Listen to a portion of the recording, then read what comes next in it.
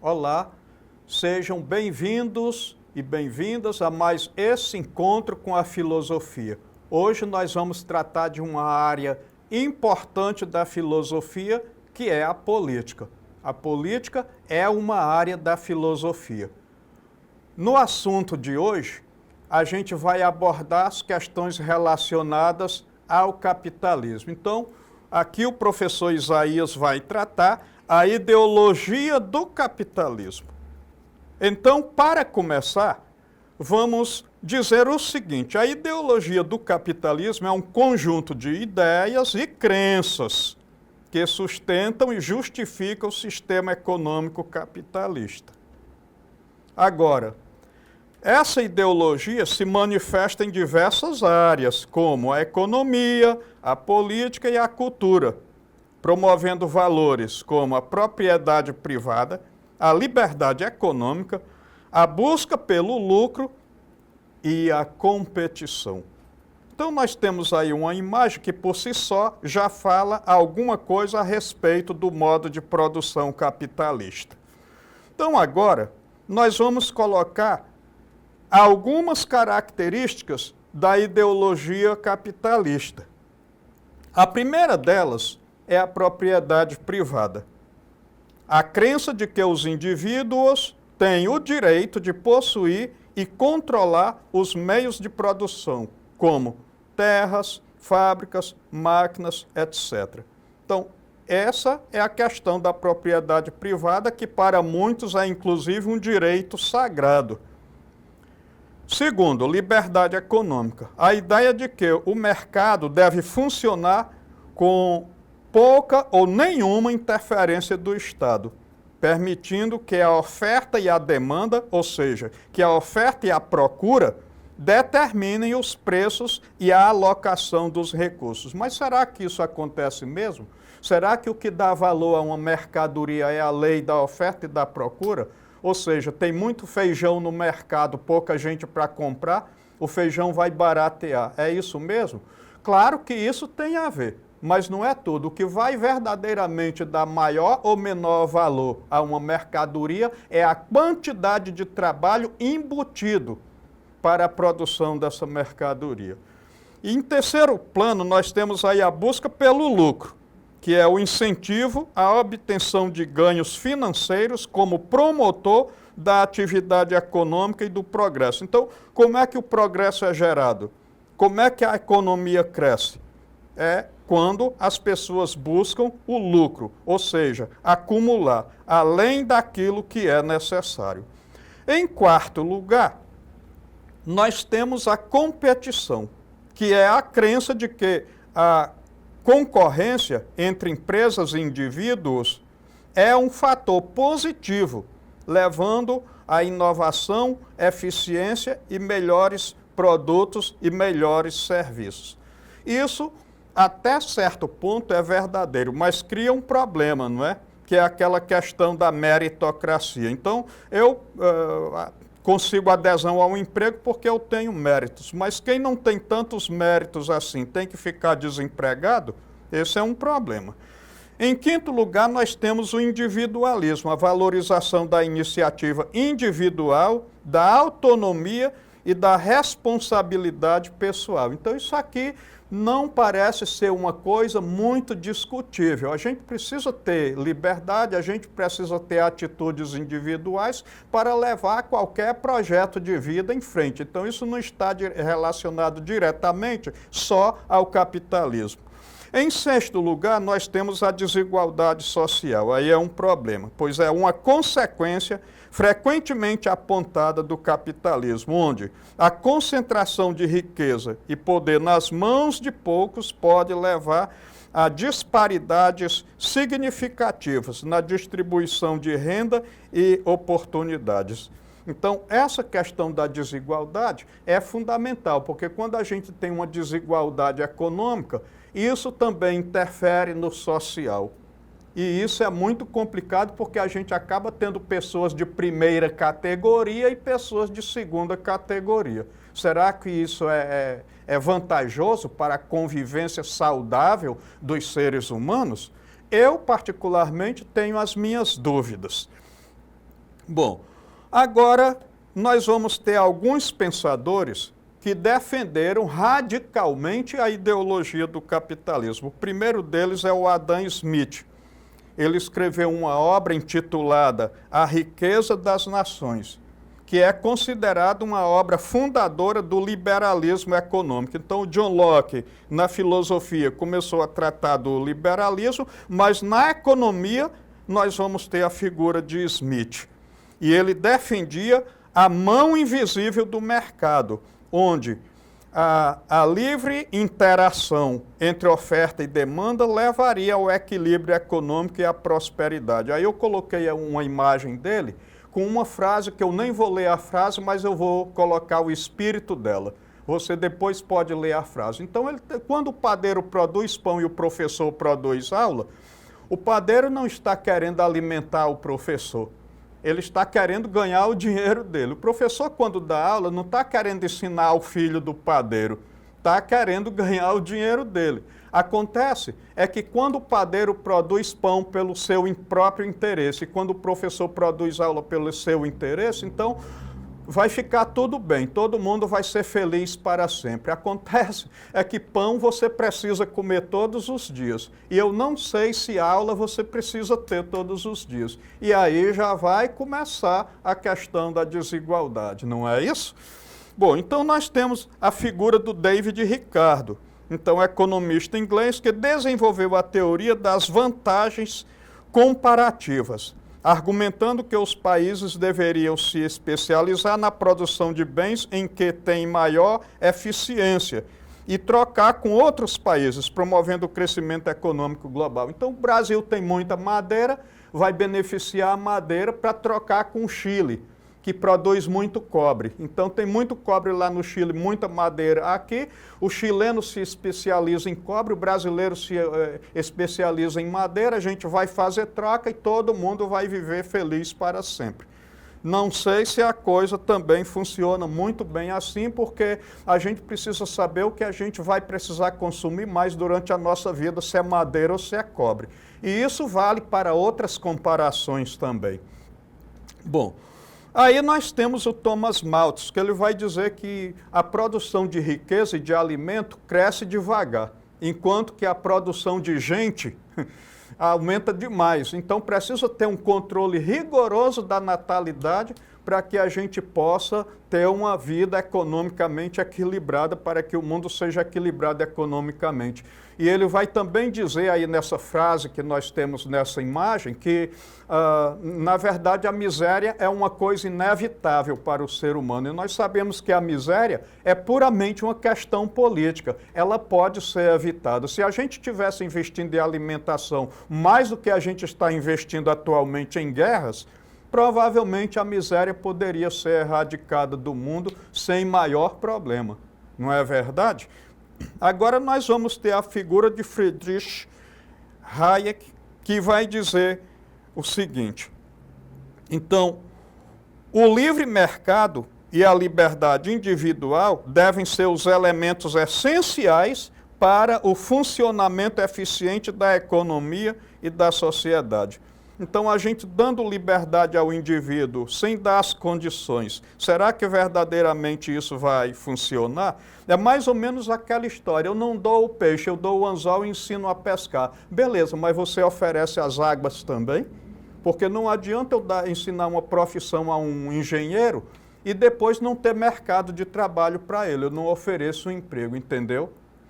Bom, e agora nós temos aí a figura do John Locke, inglês também, considerado um dos principais expoentes do liberalismo clássico. É ele que vai dar início ao liberalismo filosófico, cujas ideias sobre direitos naturais, propriedade privada e governo limitado influenciaram o desenvolvimento do capitalismo e, inclusive, essas ideias do Locke, elas foram decisivas para a elaboração da Constituição dos Estados Unidos da América do Norte. Muito bem. Então, vamos tratar agora dos efeitos práticos da ideologia do capitalismo. Então, primeiro nós temos aí o Taylorismo, depois o Fordismo e o Toyotismo. Quais são as características de um e de outro? Bom, Taylorismo, produção em massa de bens homogêneos. Ritmo de trabalho baseado no rendimento individual, economia de escala, grandes estoques, produção voltada para recursos. Já no Fordismo, nós temos a produção em massa de bens homogêneos, ritmo de trabalho baseado no ritmo das máquinas e esteiras, aí surgiu aquele negócio da esteira rolante, economia de escala, grandes estoques, produção voltada para recursos. Então, tem algumas semelhanças entre Taylorismo e Fordismo. Já o Toyotismo vai tratar de pequenos lotes, produção diversificada, ritmo de trabalho baseado na demanda dos clientes, então um pouco aí baseado na história da lei da oferta e da procura, e no trabalho em grupo. Economia de escopo. Não fazem estoque, então muitas vezes trabalham sob encomenda. Produção voltada para a demanda, por isso que aceitam também encomenda e tal, modelos, ideias, etc. Bom, então esses são alguns efeitos da ideologia do capitalismo. Agora nós temos as fases do capitalismo, que são elas. Então, a primeira fase é o capitalismo comercial, que vai aí do mercantilismo, né, do século XV até o século XVIII, e a característica principal é de que é o acúmulo de riquezas via comércio e colonização, ou seja, levando, por exemplo, a madeira do Brasil para o Brasil, né? E aí nós temos, no segundo momento, o capitalismo industrial, século XVIII e XIX, produção em larga escala com o uso de máquinas. No terceiro momento, século XX, até o presente, nós temos o domínio de bancos e grandes corporações. Estamos falando aí, portanto, do capitalismo financeiro. E agora, no século XXI, então, é mais ou menos concomitante a presença desse capitalismo financeiro e desse capitalismo informacional, então caminhando um pouco junto. Então, no século XXI, ou seja, agora mesmo, nós temos uma economia baseada em tecnologia e informação. Temos até o Pix aqui no Brasil, não é? Uma coisa bem interessante, que vai substituir o cartão, vai substituir o caixa lá no banco, coisa desse tipo, né? Muito bem. Então, agora, temos o seguinte, as críticas. Aí o negócio é feroz.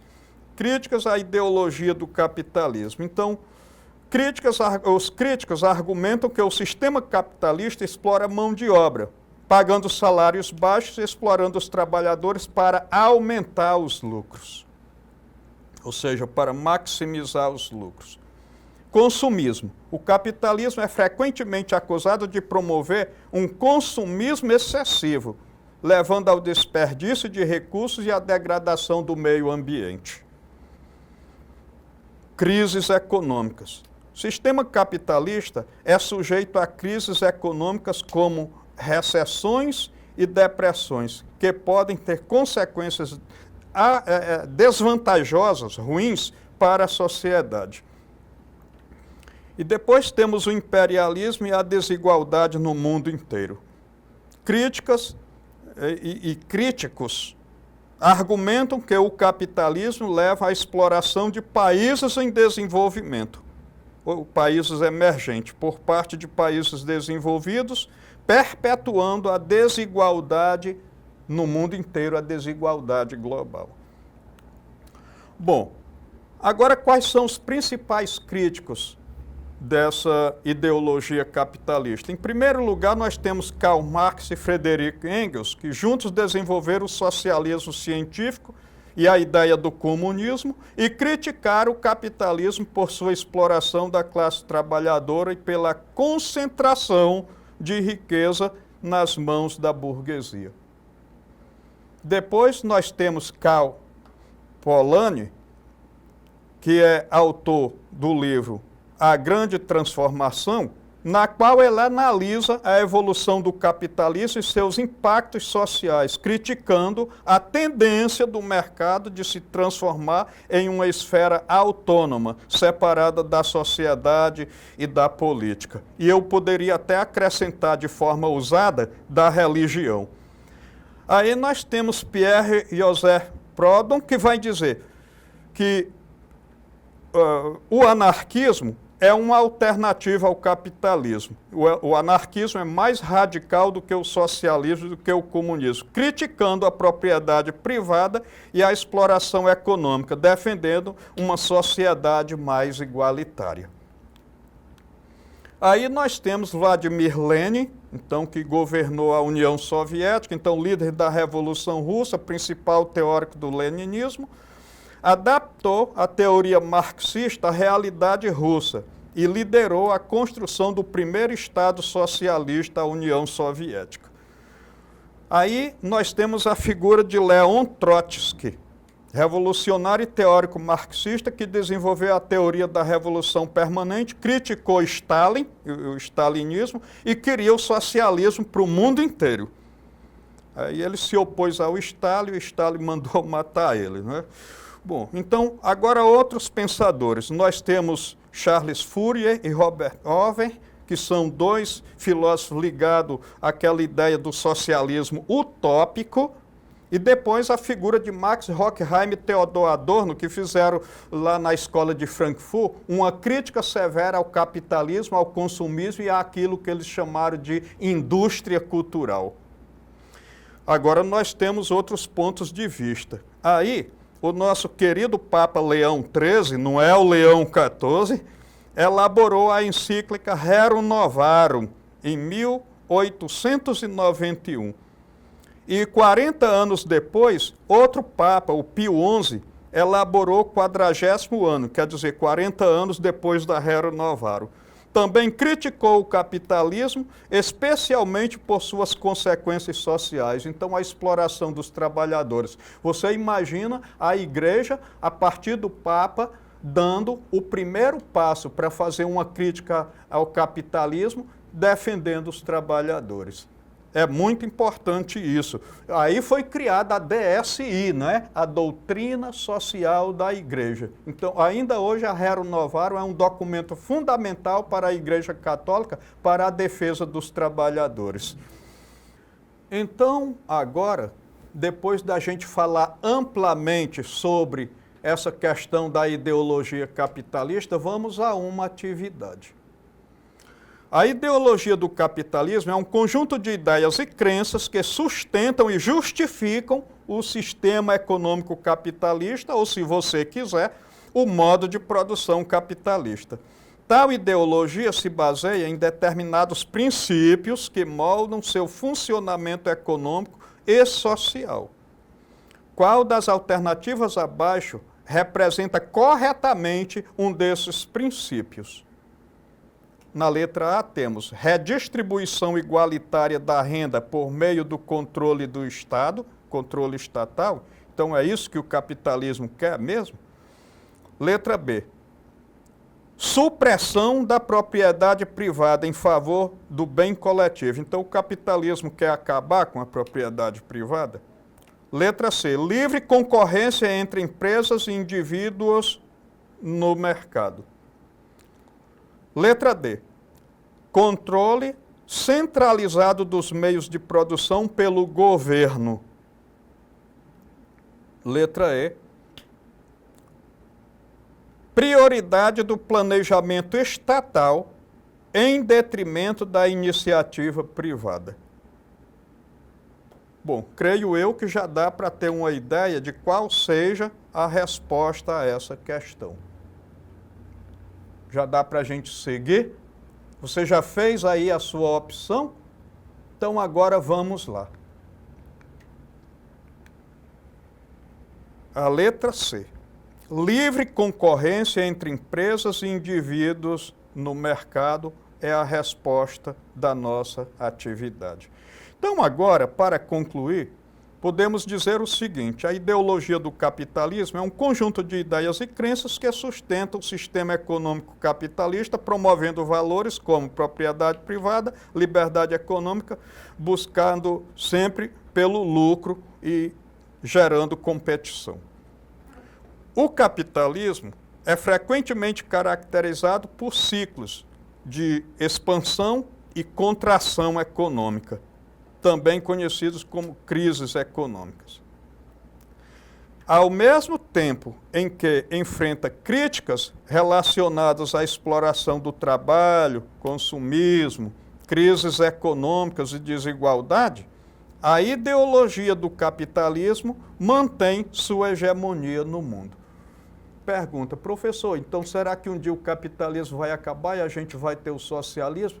Eu nem me importo com isso. O mais importante é que a gente busque, mesmo dentro desse modo de produção, o mínimo de decência, o máximo de igualdade, para que a gente possa ter uma sociedade saudável. Muito obrigado pela atenção de todos vocês. O assunto foi muito demorado, mas visitem a plataforma para retomar o conteúdo e conto com vocês na próxima oportunidade. Obrigado e até lá.